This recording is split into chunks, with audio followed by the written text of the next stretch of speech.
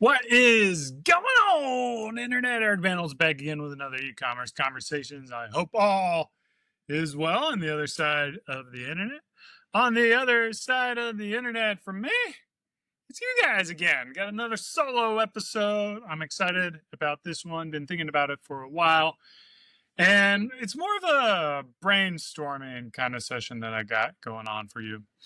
Basically, what I want to do is share with you what the best bootstrapped e-commerce business is and why you should do it. Now, this is going to be targeted more towards entry-level operators or people who are thinking about getting started, or maybe people who have just sold their business and they're looking for the next idea.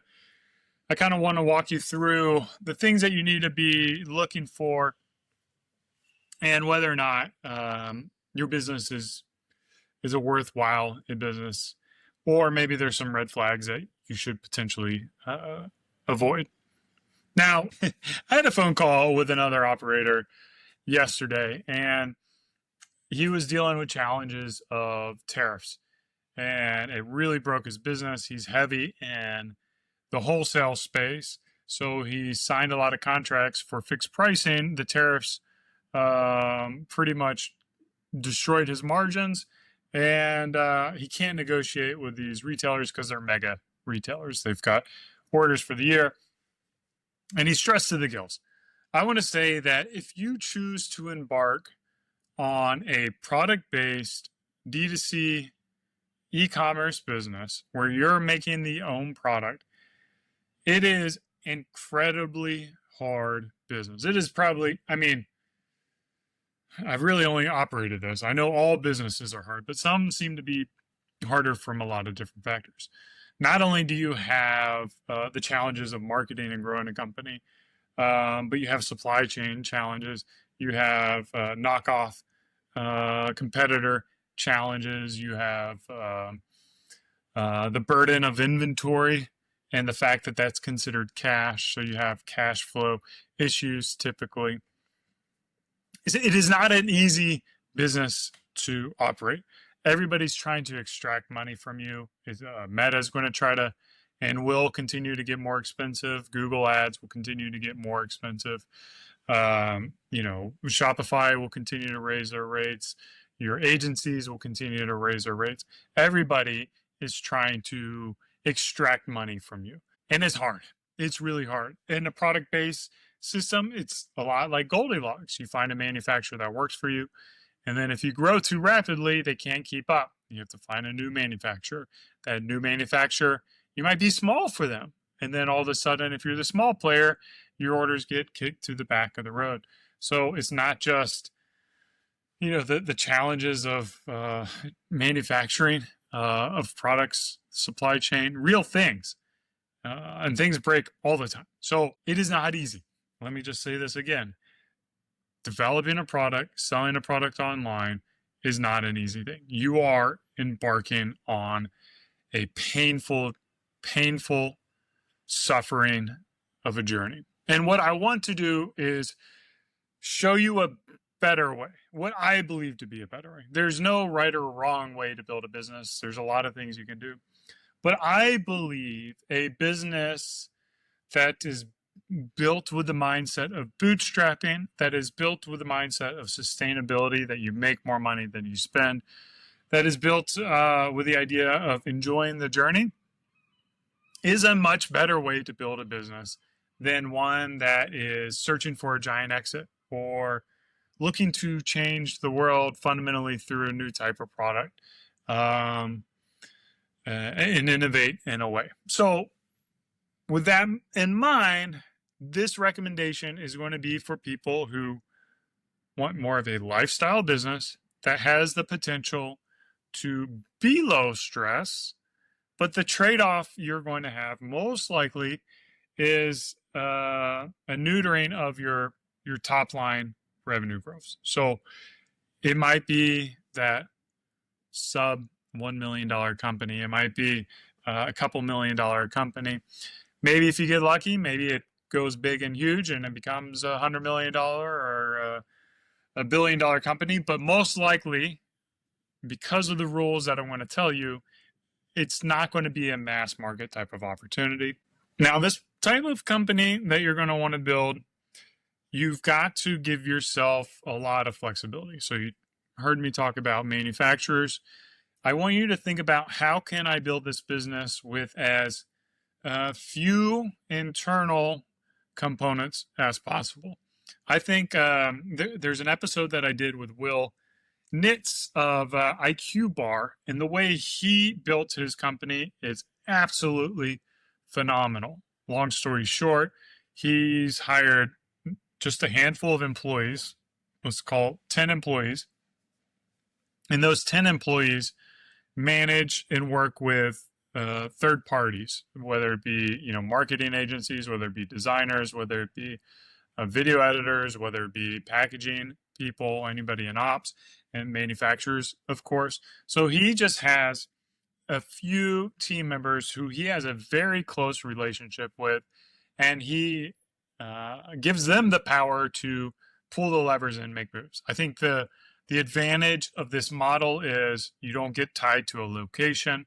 You can move partners, your 3PL, if you need to, or you can move your manufacturers if you need to, if they're not serving it. You can really, if somebody's not performing, you can cut ties with them, versus trying to build something in-house where you have to do performance reviews and you have to, kind of do a lot of hand-holding and management. And if you're manufacturing in-house and you have to build a lot of, you have to invest a lot into equipment and real estate, and you're not giving the same kind of freedom and flexibility. So thinking from the get-go about how you want to structure your company will allow you to integrate a lot of freedom into your business. Pretty much, and believe it or not, an e-commerce business doesn't need a physical location, with a exception of a very few things. Like, I can have prototypes mailed to my house. I'm here in Denmark right now, and I've got prototypes that were shipped to me here in Denmark. Like, our team is completely remote, so I can hire anybody and everybody around the world. I'm not limiting my talent pool to where I'm located. Now, there's trade-offs. I like to work in person. I like to brainstorm in person.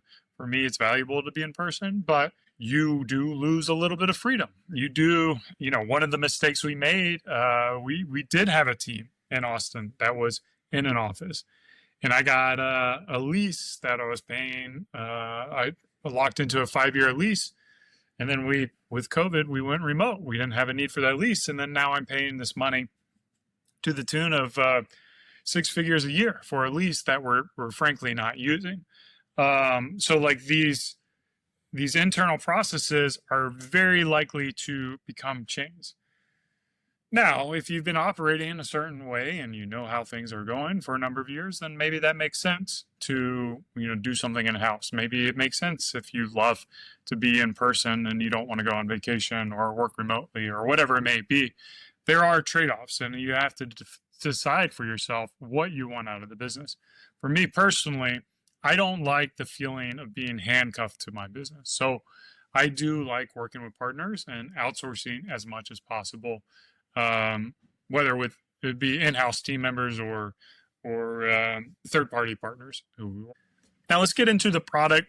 I think it's, if you've been listening to my episodes by now, you should realize the best products are going to be small, lightweight, consumable products that have a relatively large market base, an audience, and that ideally you can get that average order value to $75 to $125. I think that's kind of that sweet spot where it allows you to acquire customers relatively easily without investing a lot of capital up front.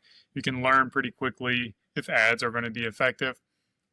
I think the challenge with that is everybody wants to do that.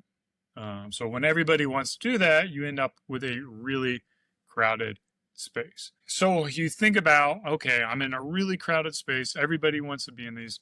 The type of products that typically are going to check this box are going to be supplements. That's why everybody's got a supplement company. Beauty, fine beauty. There's so many beauty products out there. that you could tap into, whether it be, facial mask or retin-A's, creams, even luxury soaps and hand washes, shampoos, conditioners, styling products. Of course, I'm bullish on that category. That's where we're in. But maybe I would have gone a little bit higher price point, a little bit higher target, a little bit higher audience. Fragrance, and not just fragrance in the terms of like a nice Temple Smoke Beardbrand cologne, but fragrance in the sense of candles or diffusers or essential oils. This kind of like experiential fragrance is a lot of different categories that are real interesting. Food and habitual beverages, so teas or coffees, going after a premium luxury style product.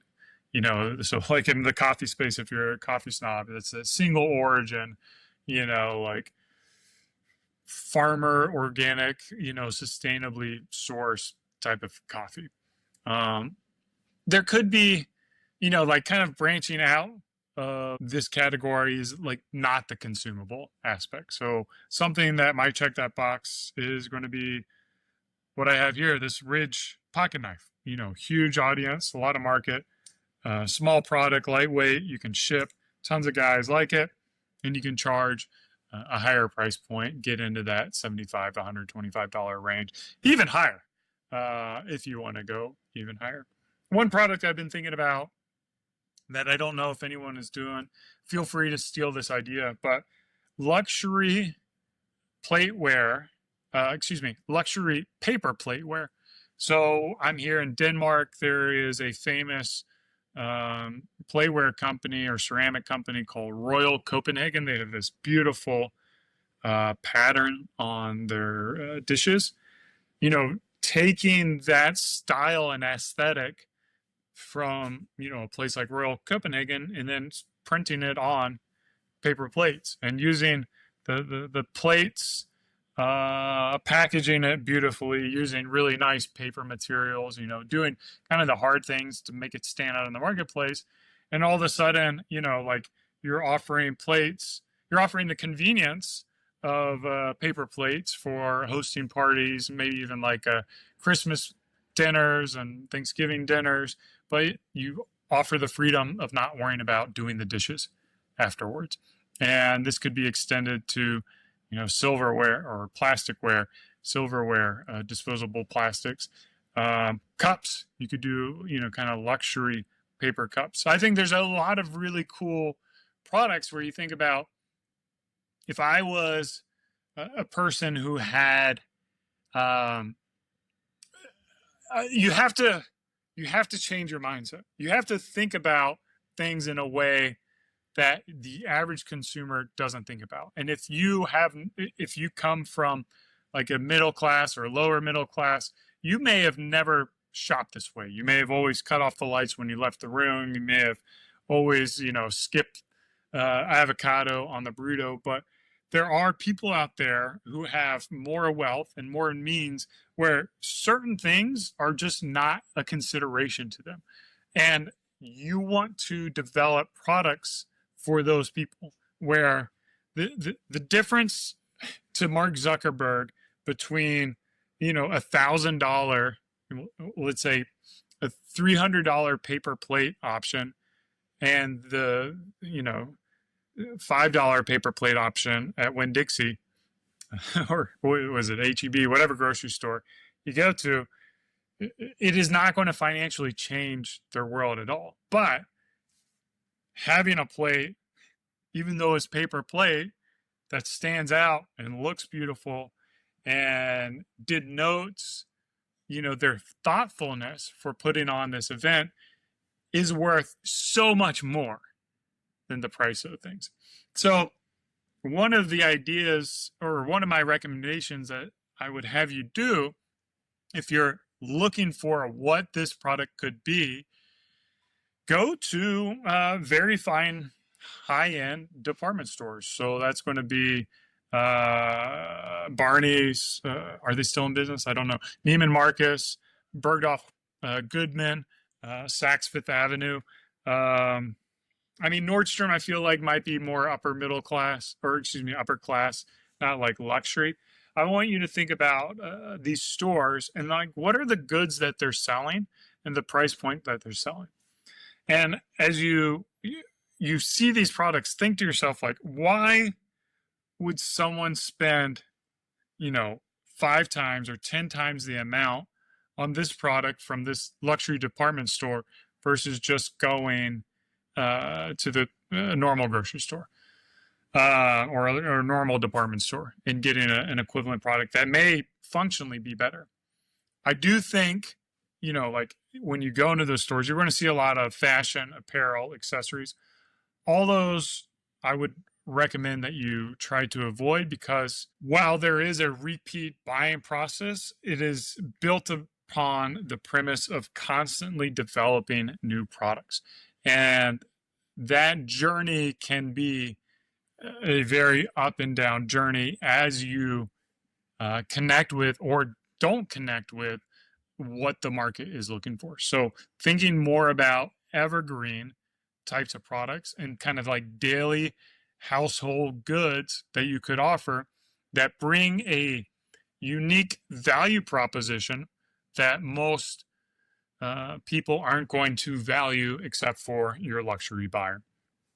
When you think about these buyers as well, I want you to also revel in the fact that a lot of brands and businesses are discouraged to serve these people because it is such a small and niche market. The opportunity for, building a billion-dollar company is not there. And a lot of people fool themselves to thinking, if it's not going to become a billion-dollar company, I don't want to do it. And let me tell you, if you could build a company of the way that I'm recommending, you could build a company that's $700,000 and pays you $250,000 without all the stress of all these SKUs, all these employees, all the headaches that come along with a much bigger business. Now, how do we get a company that can make $750,000 or $1 million a year and pays you $250,000? That seems absolutely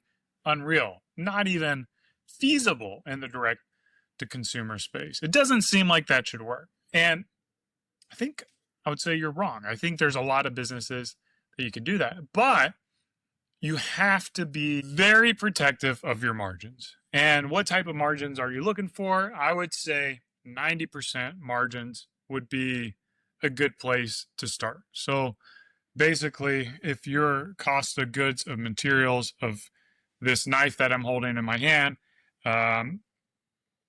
let's say it costs $6, you want to sell that for $60. Basically add a zero to that. That's going to be your 90% margin. Now, smarter people than me will include the cost of shipping and delivery and taxes and all that, and maybe try to hit that at an 80% margin. So keep in mind that when I say 90%, I'm not considering the cost of getting the product to your 3PL or to your warehouse. So there are going to be additional costs in that. But that is going to be your first necessary rule. Like you cannot compromise on that. If you want a low stress business, you have to have margin in your products. You absolutely need that 90%. And let me tell you, the life you live with a company with products that have higher margins is going to be leaps and bounds less stressful than a company that operates on tighter margins. If you've got a company that operates on tighter margins, you tend to have customers who are more price conscious, who tend to have more returns, who need that money back, who have to have that product work for them. When you cater towards customers who have more disposable income, then they are less concerned about if the product doesn't work for them. Maybe they'll be upset. Nobody likes to buy a product that doesn't work for them, but they also understand the value of subjectivity receptivity and whether or not a product may be the right fit for them or somebody else. So you have lower customer service needs, you're doing less orders, let's do a calculator here real quick. 750,000 divided by $15 AOV, that's 6520 orders a year that you're doing divided by 365. You're talking about 18 orders a day. How long does it take for you to fill 18 orders a day? You probably knock that out in, I don't know, an hour, 2 hours? And then, so you don't have to hire anybody for that. You could do that in-house if you want to do that in-house. How many tickets are you going to get from 18 orders a day? Maybe one every 4 days. You might have some kind of issue, 1%. Maybe your return rate is 2%, 3%. So maybe that's 3 tickets a week.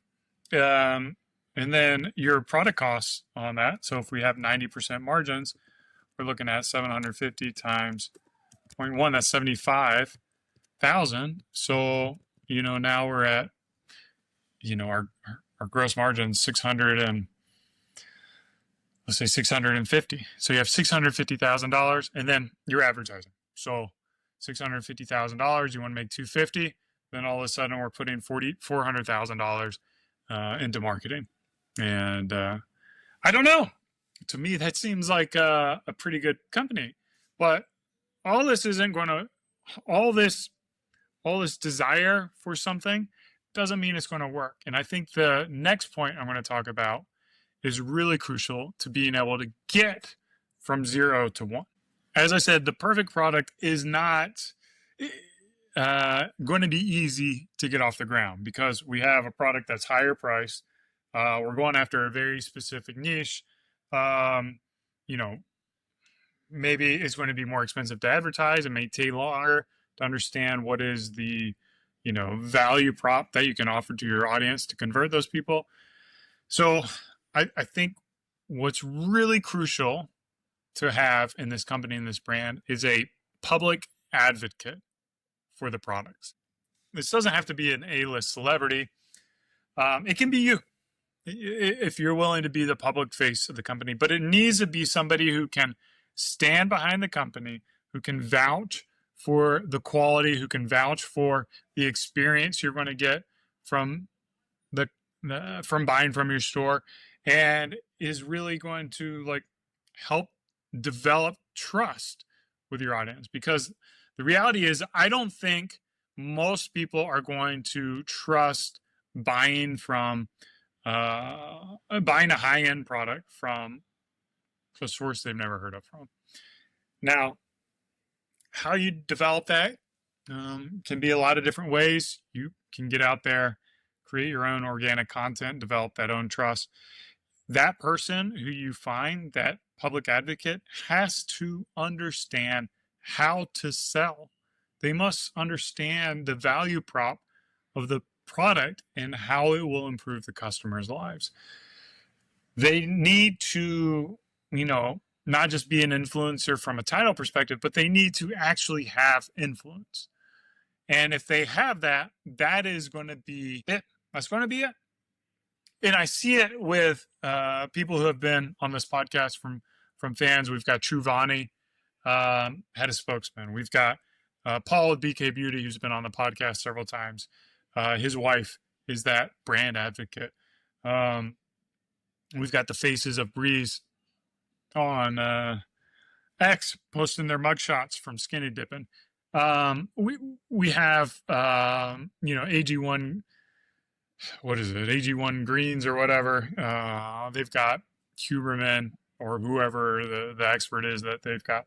Mike Teku with Momentum. He's the face. He literally puts his face on the back of his packaging. So that it's not just some shady run by the mill, supplement company that's just trying to make a quick buck, but somebody who's got some real skin in the game. Without that trust, you are not going to be able to dictate the price point that you're going after. So again, you have to think about selling a product to an audience that you very much potentially might not be the intended audience for. And you have to destroy in your mind the way that you shop for things. If you're a value shopper, in my case, like if I sell a cologne here, me personally, I should be willing to spend several $100s of fragrance to be able to justify a product that has fragrance. And I need to know what it is about a fine fragrance that justifies that price point. So it's not really until you live the way that your customers live that you will see great experience and growth, in my personal opinion. So that mindset change, it is basically like any other business out there. And the oldest kind of rule in the playbook, which is you have to know your customer.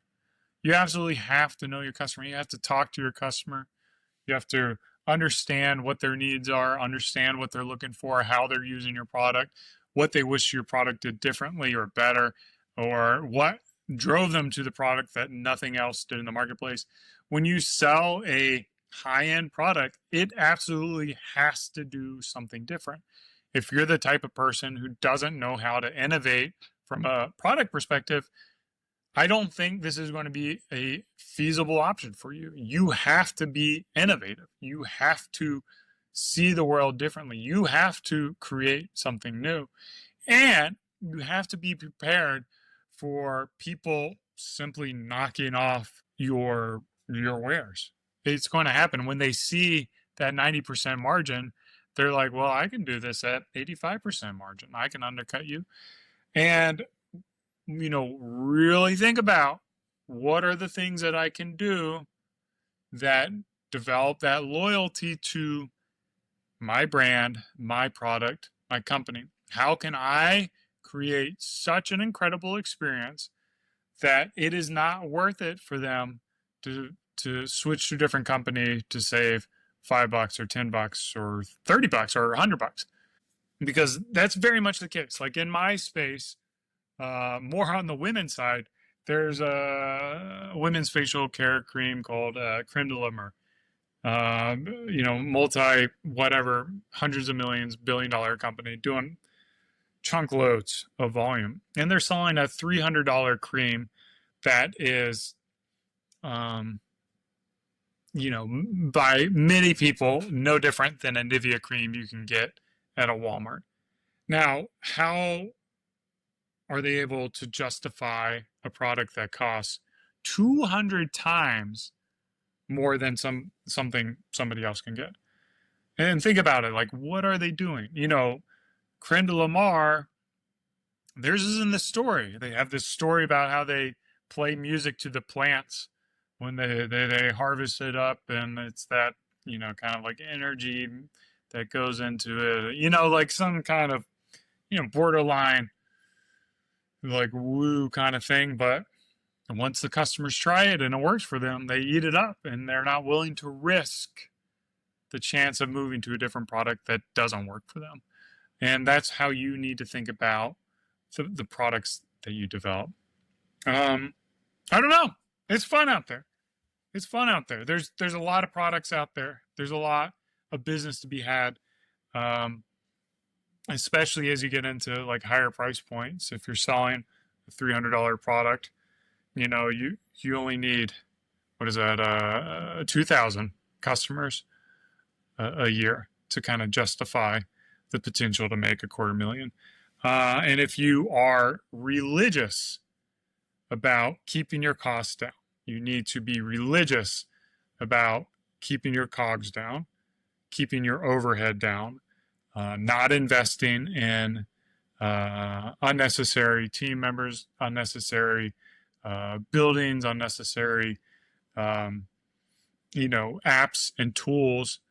Just focus on your product and connecting with your customer. And there's tons of value to be had, and be had in a way that is enjoyable, that you get to enjoy the ride, to celebrate things, and create a life of independence. And that's what I recommend you guys do, as that's something I've done, and I found immense joy in the journey. And I've been doing this 13 and a half years. I've certainly had my ups and downs. We've certainly been through periods where I'm not, following the rules. And I think it's when I break these rules is when my times get really tough. And when I follow these rules, things get easier and life gets happier. And maybe I do trade off a little bit of vanity with that top line number, but it's worth it. It's worth it. All right, guys, this has been another e-commerce conversations. I hope you enjoyed it as much as I did. Cheers. Keep on growing.